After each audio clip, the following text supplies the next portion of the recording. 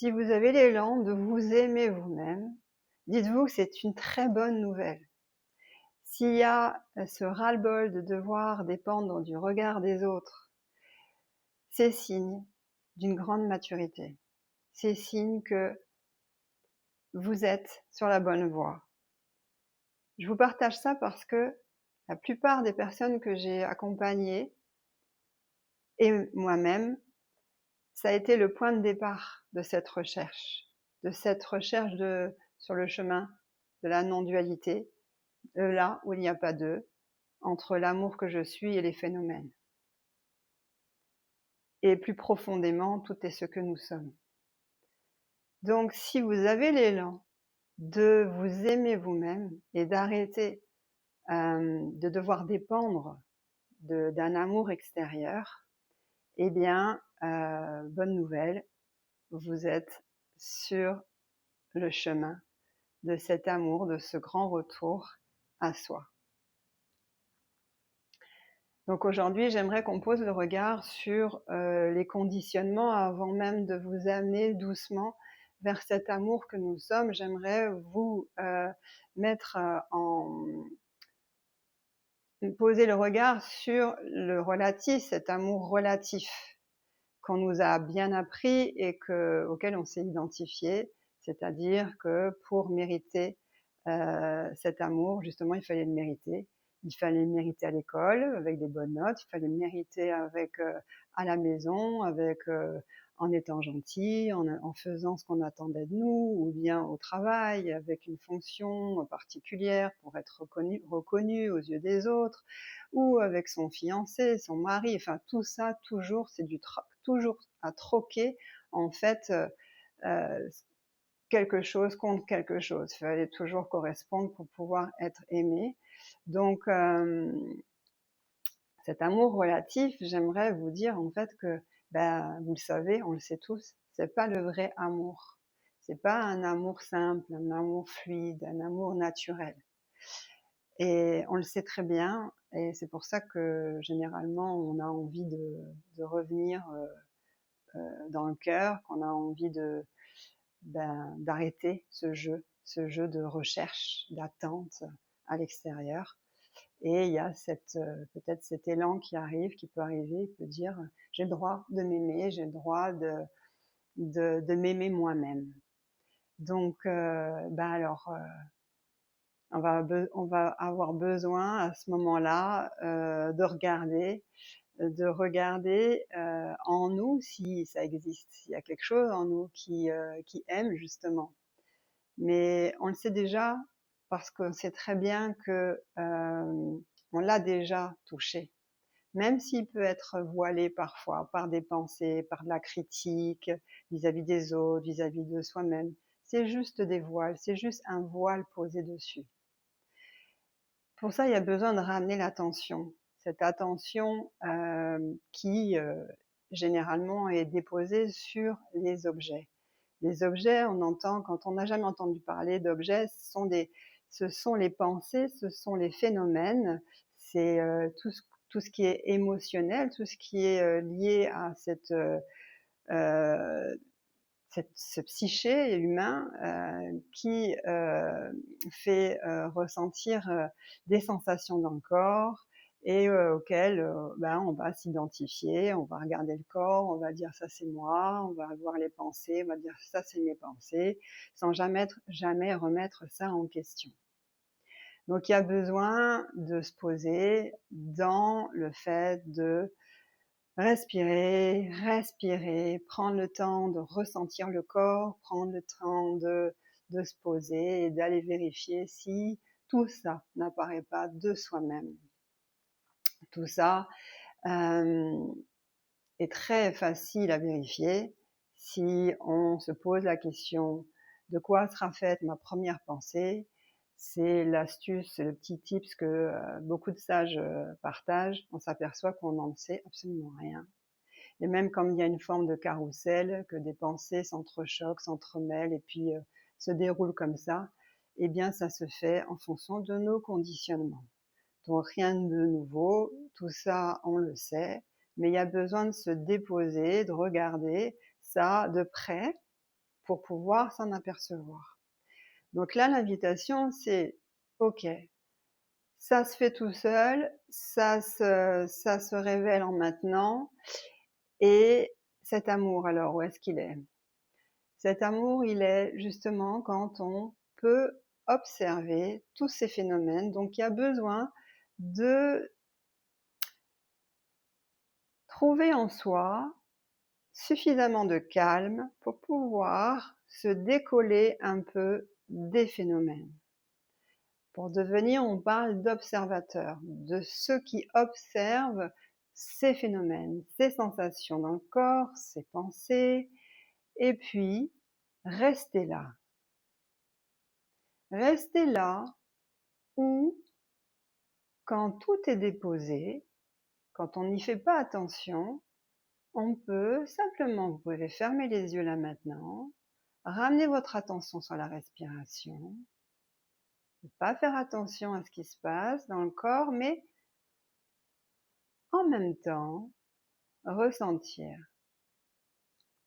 Ne pas étiqueter ce qui se passe dans le corps, mais ressentir la respiration et voir que les choses se font d'elles-mêmes. Tout se fait de soi-même. Et ça, c'est vu depuis un espace qu'on appelle la source. On ramène l'attention à sa source.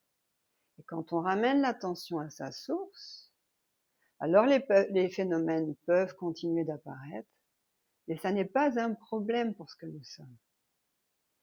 Il y a cette présence qui est là, en amont des phénomènes, et pour cette présence tranquille que nous sommes, il n'y a pas de problème avec ces phénomènes. Donc si vous pouvez vous déposer dans, on va dire, cet observateur, dans un premier temps, il y a besoin de se décoller des phénomènes, dans ce qui ne bouge pas en vous-même, qui peut observer ce qui bouge et ce qui change. Et là, vous n'êtes plus dans le je personnel, vous êtes dans cette ouverture qui observe les phénomènes, qui ne s'identifie plus aux phénomènes, qui laisse être ce qui est. Alors vous pouvez observer que tout apparaît en ce que vous êtes, en ce que nous sommes. Tout apparaît naturellement en ce que nous sommes. Il n'y a aucune séparation, mais il y a cette présence et on peut goûter en cet instant la texture de cette présence. On peut ressentir en fait quel en est le goût. On peut sentir que c'est tranquille. Mais en fait, le corps ressent une détente à ce moment-là. C'est tranquille et le corps ressent une détente. Il y a plus d'espace. Donc c'est depuis ici, depuis cet espace tranquille, que l'on peut commencer à laisser remonter tous les aspects de cette personnalité. Il y a ce calme impersonnel qui aime naturellement. C'est complet, il ne manque rien et ça n'attend rien. Donc, depuis là, on peut laisser être ce qui est. On peut voir apparaître ce que l'on refuse habituellement.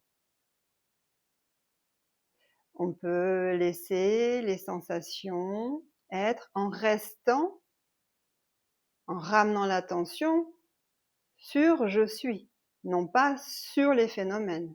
Si l'attention n'est portée que sur les phénomènes, alors il y a friction, il y a contraction et il y a impression de densité. Quand vous ramenez l'attention sur je suis, sur l'être, alors l'être vaste, sans début ni fin, contenant tous ces phénomènes, n'a aucun problème à rester avec.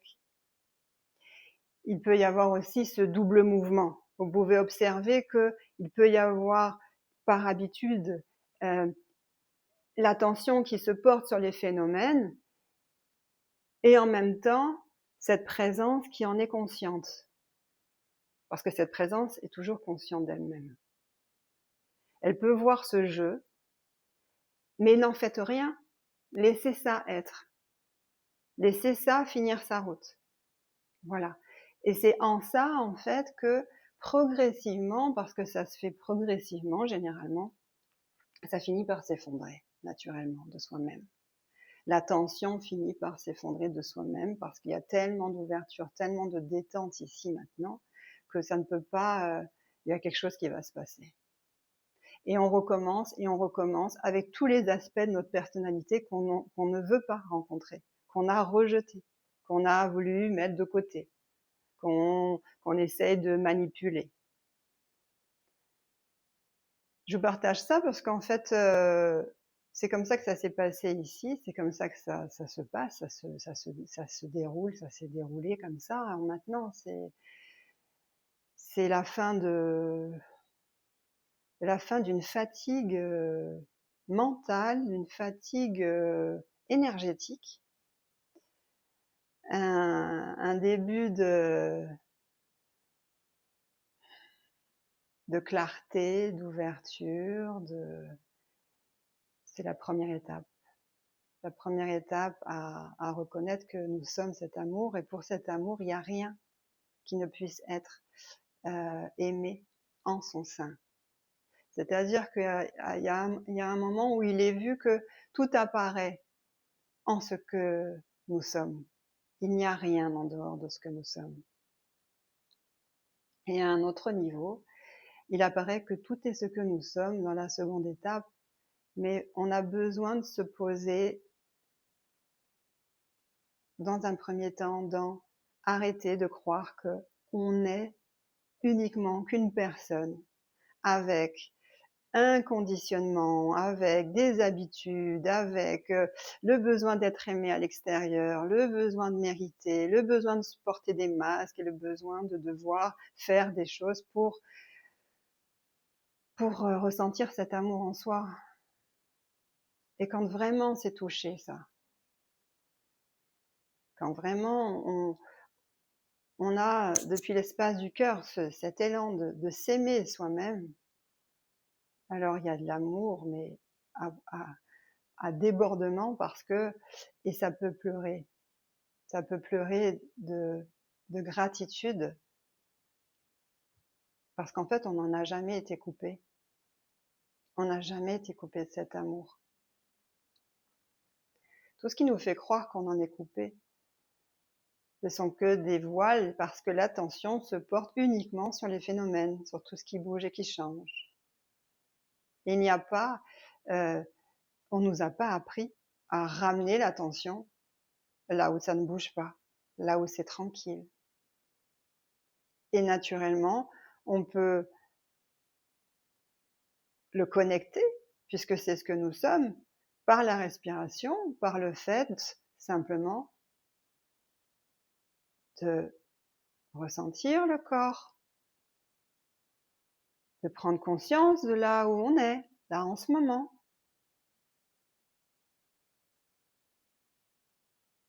Même si les sens non plus ne disent rien à propos de ce que nous sommes, ils sont une porte d'accès. Ça peut être une porte d'accès. Le corps est une porte d'accès à ressentir l'instant, à ressentir que cet instant est complet. Il ne manque absolument rien. Et quand on parle d'amour, parfois on peut il est très, cet amour, il peut être très codifié, il peut être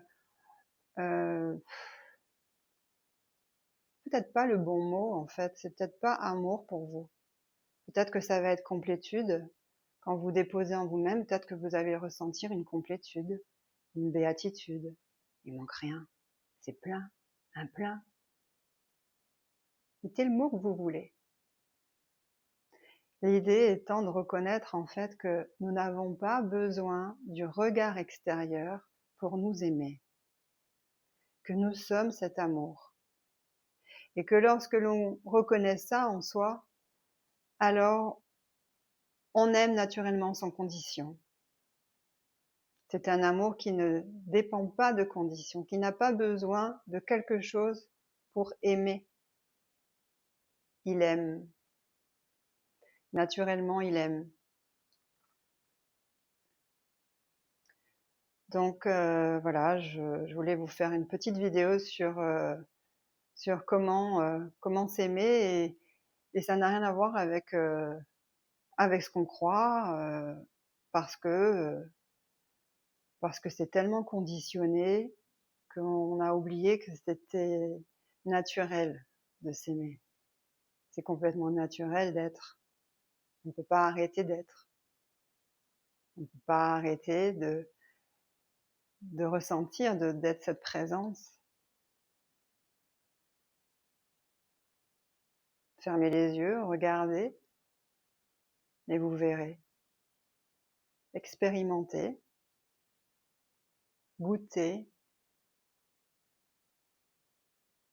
Ne refusez pas, parce qu'il nous donne l'impression de ne pas goûter cet amour. C'est le refus, encore une fois.